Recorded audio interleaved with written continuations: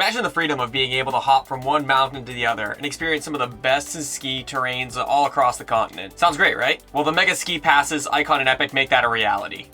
Welcome back, it's Joey here, and today we're going to be unraveling the complexities that come with choosing between whether you should go with Epic or Ikon for the next ski season. After traveling around the US and Canada for the last 2 ski seasons and skiing at over 50 mountains on the Epic and Ikon resorts, I think it puts me in a unique perspective to judge which ski pass is best or which one may be better for you. Now, Ikon and Epic are basically like the iPhone and the Android of the ski world and often have just as big proponents behind them, and everyone seems to prefer one over the other. Or if you're new to skiing and snowboarding, you may be wondering why these are even worth talking about and not just to go with a normal day pass when you go. And the reason is, if you plan on hitting the slopes more than a few times in a year, those daily lift passes are really going to drill a hole in your wallet. So more often times than not, if you go more than 4 or 5 times in a year, you're going to be better off going with one of these mega passes like the Ikon or the Epic. Besides, with these mega passes, you get the flexibility to switch up different ski mountains, opening up a world of adventure right under your feet and lets you try a place that you may not have otherwise wanted to go to. And yet, figuring out which one of these ski passes to go with can feel like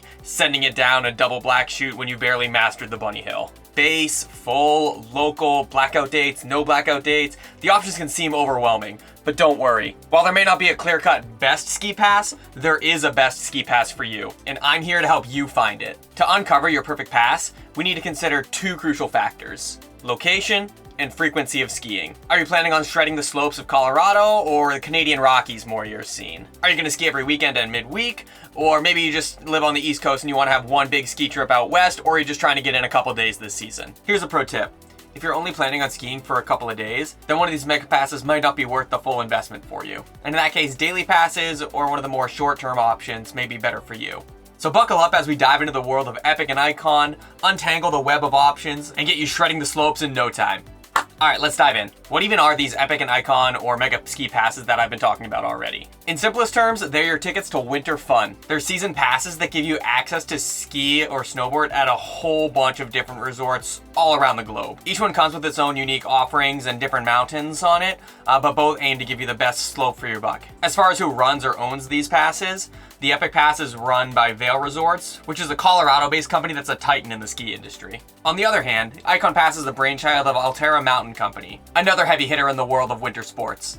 Now, the most important question you should ask yourself when deciding between Epic and Ikon Pass is, where do you want to ski? Both the Epic and Ikon Pass give you access to an impressive 62 different mountains at the time of recording this video, but it's also important to note that not all mountains are created equal.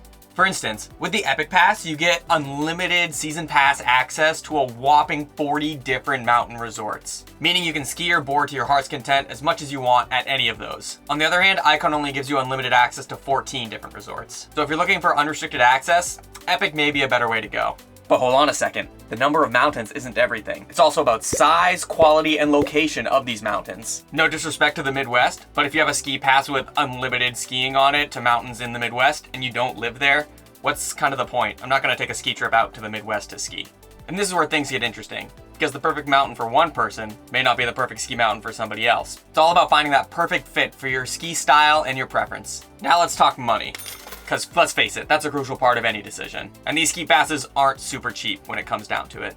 Though I will say they are a great value if you do plan on skiing a decent amount. When it comes to Epic and Ikon Pass, early bird really does get the worm, or in this case, better value. And that's because prices go up the closer you get to ski season. So if you can nab your pass for next year before spring skiing of the year before even ends, then that's how you get the best price on one of these passes. And the longer you wait, the more expensive it gets. It's kind of like booking holiday flights. The earlier, the better. And one really cool thing about the Ikon Pass, if you buy your Ikon Pass for the 23-24 season now, you're still able to ski at Mammoth in July of 2023, which is insane. Now, the prices of these passes vary, especially when you consider in local and full and base passes, and they change throughout the year, so these numbers may not be accurate for whenever you're watching this video. So go to the official websites to get the current prices, which I'll link down below. But you can use this as kind of a rough estimate, and the comparison between the prices are around the same. Firstly, if you have one of these passes already, you're able to renew it for around $100 less than somebody just getting into the Ikon or the Epic, which is a nice little loyalty discount that they offer. At the time of recording this video, the full Ikon Pass is $12.59,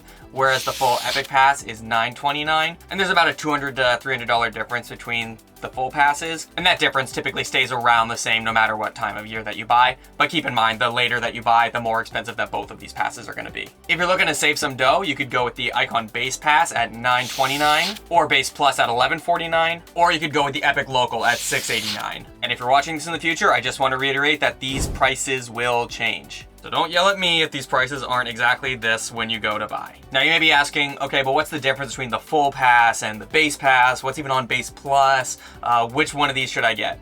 That's what we're gonna dive into now. Starting off with Epic. The two main options are Epic Full Pass and Epic Local. The Epic Full Pass gives you the most options as far as flexibility and the most unlimited access resorts with no blackout days. You get unlimited access at their 40 resorts, plus 7 days each at their partner resorts. The Epic Full Pass is the only one that gives you access to Telluride and the resorts of the Canadian Rockies like Kicking Horse and Fernie, and a lot of the European resorts are also only on the Epic Full Pass. So if you want to ski at any of those places, you're probably going to need to go with the full. But if those resorts aren't on your list of places to ski this season, it might be worth looking into the Epic Local Pass. It's a cheaper version of the Full Pass that still has unlimited access to most of the same resorts, though there are a couple of blackout days for peak holidays and vacation weeks. Epic also offers regional local passes for places like Tahoe, Summit County, Colorado, the Northeast, and a couple more. These are cheaper passes with a focus on one single region. That'll basically give you a season pass to one mountain or a few mountains in that region, but then also have the option to explore some of the other Epic resorts as well.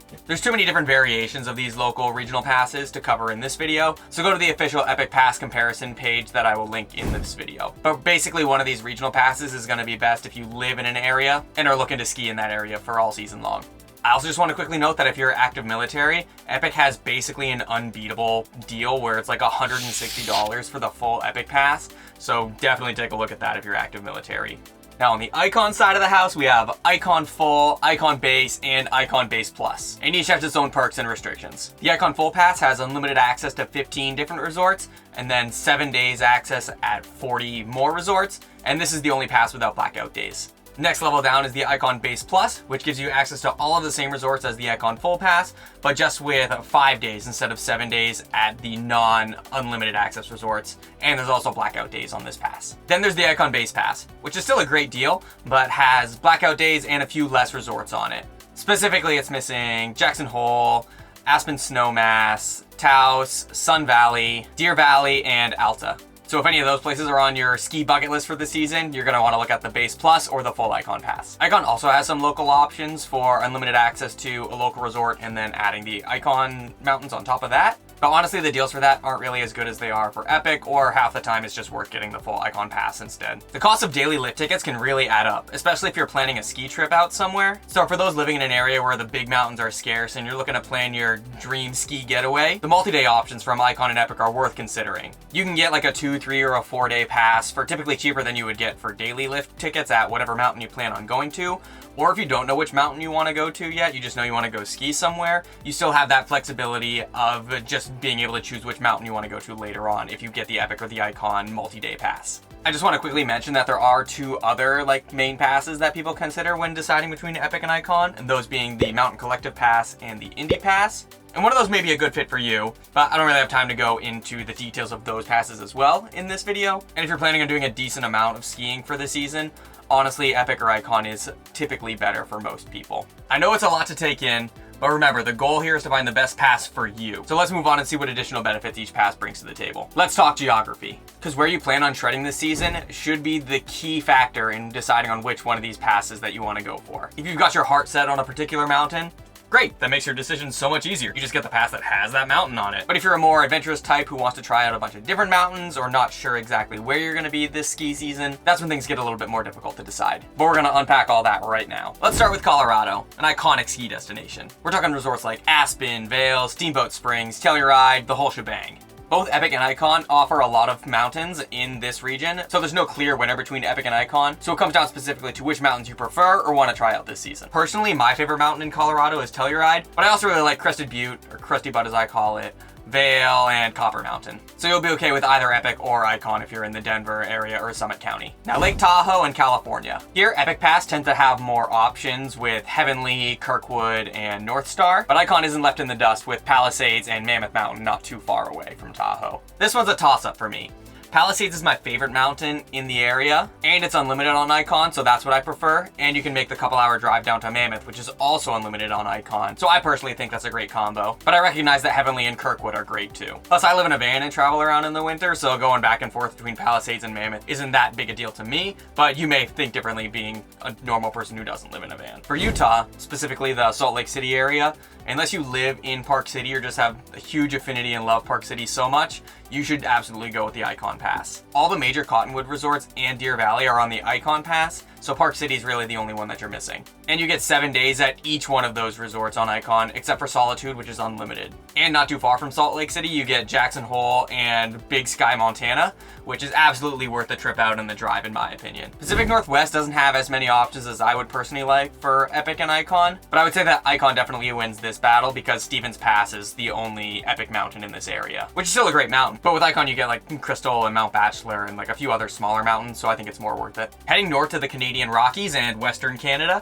we start to see some more diversity on what each pass covers. For Western Canada, it's really tough to choose. Epic has the powerhouse of Whistler Blackcomb, so if you live near Vancouver, this is a great option for day tripping, though traffic and lift lines can be a little bit excruciating on powder days. But if you live closer to Calgary or more inland British Columbia, I think Ikon wins because you get all of the Banff resorts, Panorama, and my personal favorite ski mountain of Revelstoke. But Kicking Horse and Fernie on Epic are also absolutely worth the trip and worth trying out if you're a ski enthusiast and have not been there yet. So Western Canada, it's real tough to choose. So I say get one year and get another one the other year, so you can hit up all the awesome resorts of the Canadian Rockies. Moving back across America, let's go to the Northeast. Northeast is another toss-up.